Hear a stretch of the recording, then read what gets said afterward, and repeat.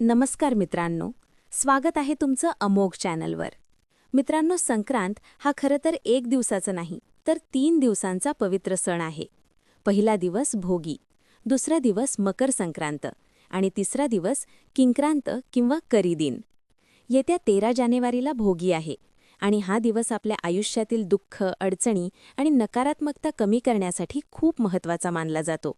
आजच्या या व्हिडिओमध्ये भोगी म्हणजे नेमकं काय, भोगीचा दिवस कसा साजरा करायचा आणि भोगीच्या दिवशी कोणत्या गोष्टी केल्या पाहिजेत हे सगळं आपण सविस्तर पाहणार आहोत.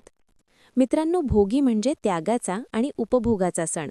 जुन्या, वाईट, नकारात्मक गोष्टींचा त्याग आणि चांगल्या गोष्टींचा स्वीकार यासाठी हा दिवस ओळखला जातो.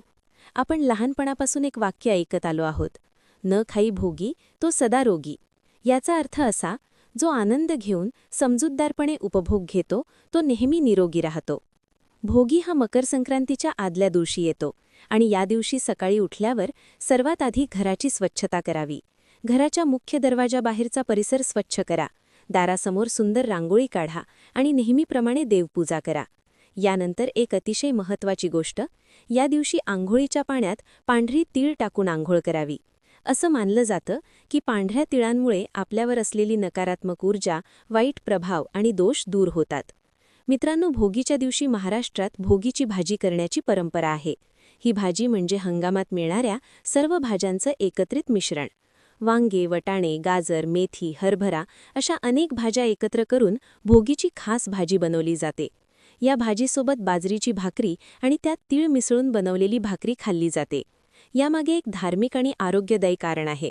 भोगीच्या दिवशी इंद्रदेवांची पूजा आणि आठवण केली जाते. इंद्रदेवांनी पृथ्वीवर समृद्ध पीक यावं म्हणून याच दिवशी प्रार्थना केली होती, असं मानलं जातं. त्यामुळे हंगामात आलेल्या सर्व भाज्या एकत्र करून त्या दिवशी भाजी करण्याची प्रथा सुरू झाली. आरोग्याच्या दृष्टीने पाहिलं तर या भाज्या शरीरात उष्णता वाढवतात आणि थंडीच्या काळात शरीराला ताकद देतात. मित्रांनो, भोगी साजरी करण्याची पद्धत खूप साधी आहे. घर स्वच्छ ठेवा, देवपूजा करा, पांढऱ्या तिळांनी स्नान करा, भोगीची भाजी आणि बाजरीची भाकरी खा. बस इतकंच. पण लक्षात ठेवा, हे दिवस खूप शुभ असतात. या दिवशी योग्य गोष्टी केल्या तर त्याचा लाभ आयुष्यभर मिळतो आणि चुकीच्या गोष्टी टाळल्या माहीत तर त्याचे परिणाम भोगावे लागतात. म्हणूनच भोगीच्या दिवशी सांगितलेले उपाय नक्की करा आणि जे टाळायचं आहे ते नक्की टाळा.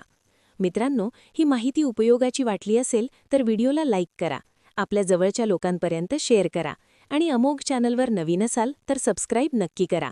पुढच्या दिवशी पुन्हा भेटूया अमोघ